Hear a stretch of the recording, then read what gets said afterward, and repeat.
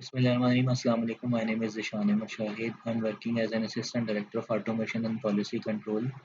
आज हम बात कर रहे हैं कि एज अ फैकल्टी मेंबर किस तरह से आप ओबी बेस्ड असेसमेंट डिज़ाइन कर सकते हैं और अपने सब्जेक्ट का रिजल्ट जो है अपलोड कर सकते हैं।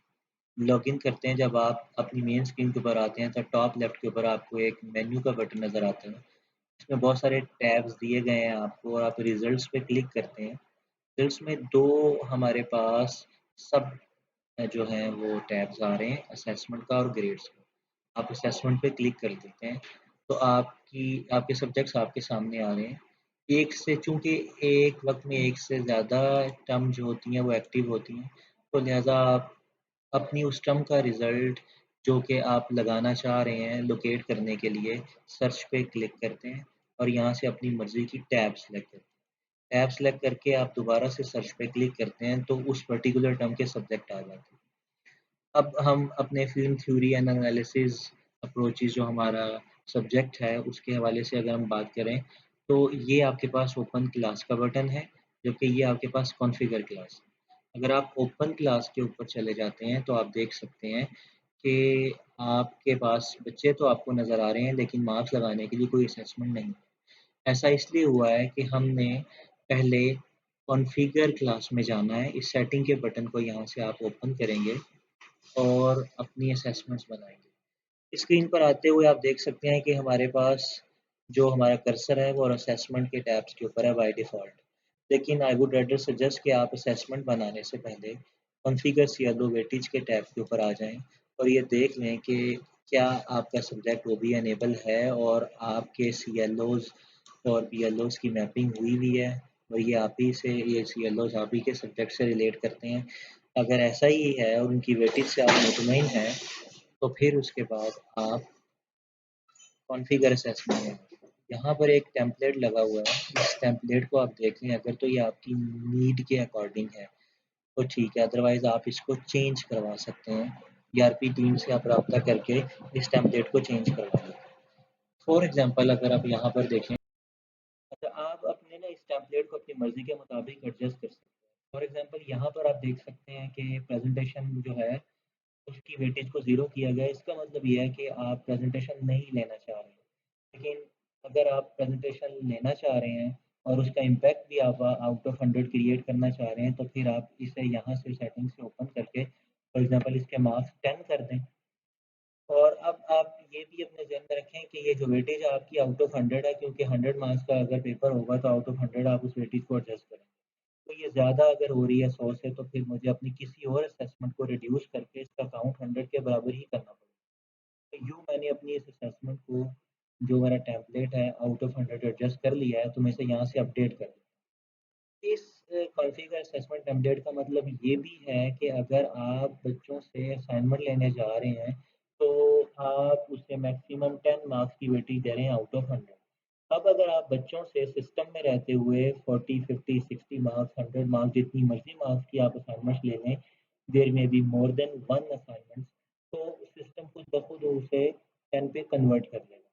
तो अब हम असेसमेंट्स की तरफ आते हैं और यहाँ से हम अपनी असेसमेंट बनाना शुरू करते हैं और असाइनमेंट को सेलेक्ट करते हैं। फॉर एग्ज़ाम्पल असाइनमेंट, उसका नाम मैं असाइनमेंट ही रखना चाहता हूँ, कोड इससे ज़्यादा दे रहा हूँ, कोड इसलिए दे रहा हूँ कि अगर एक से ज़्यादा असेसमेंट होगी, तो फिर मुझे डिफरेंशिएशन के लिए कोड यूज़ करना है। इसकी वेटेज हमेशा याद रहे, यहाँ 100 ही रखेंगे आप, क्योंकि आप पीछे अपनी कॉन्फ़िगर असेसमेंट में असेसमेंट की वेटेज फिक्स कर चुके हैं, तो अब आप यहाँ पर इसकी असेसमेंट की वेटेज 100 ही रखेंगे।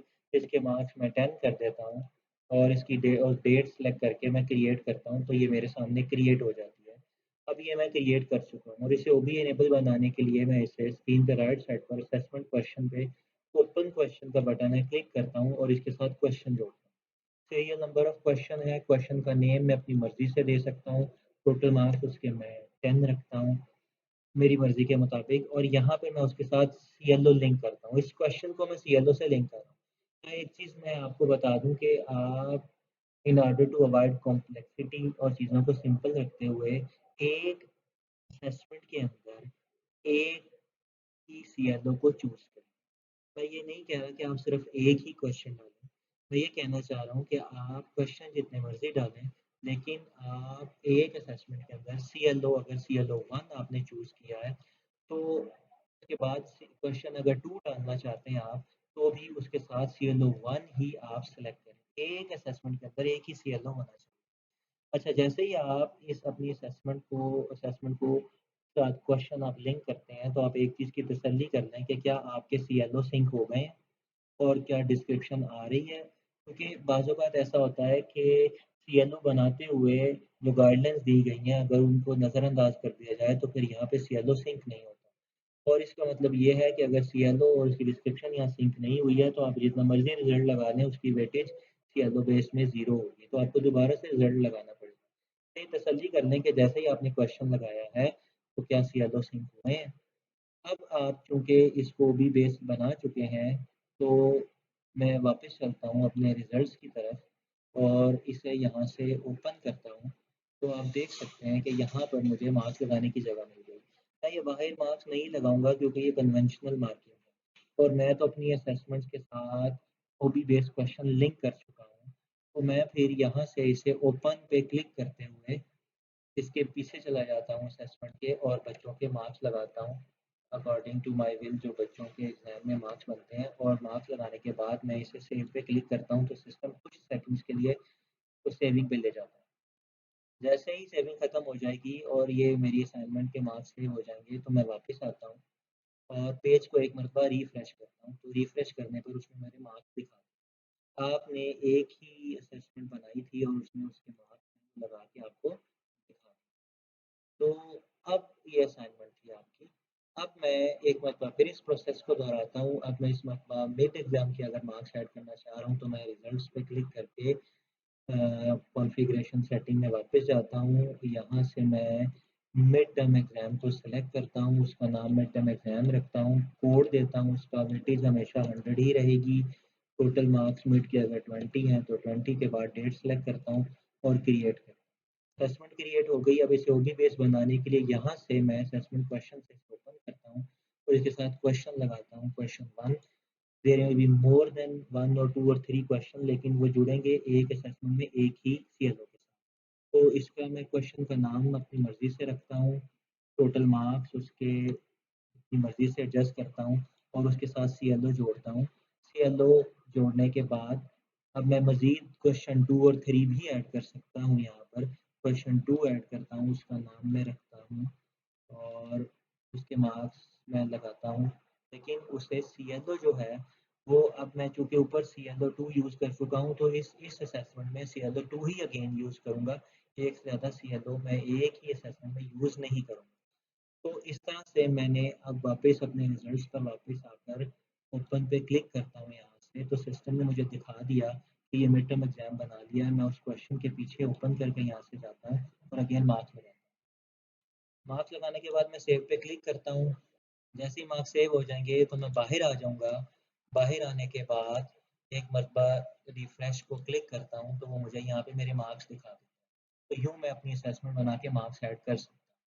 जब मैं अपनी सारी असेसमेंट्स बना के मार्क्स ऐड कर लूँ, तो मुझे यहाँ वापस स्क्रीन के लेफ्ट कॉर्नर पर मेन मेन्यू में जाना है, रिज़ल्ट्स में जाके ग्रेड्स में जाना है और अपने उस सब्जेक्ट को ओपन करके असाइन ग्रेड के ऊपर क्लिक करना है और इसे सबमिट कर देना है। तो ये रिज़ल्ट मेरे पास से सबमिट हो जाएगा मेरे एचओडी को grades assign grade pay click करने के बाद मैं सबमिट रिज़ल्ट करता हूँ।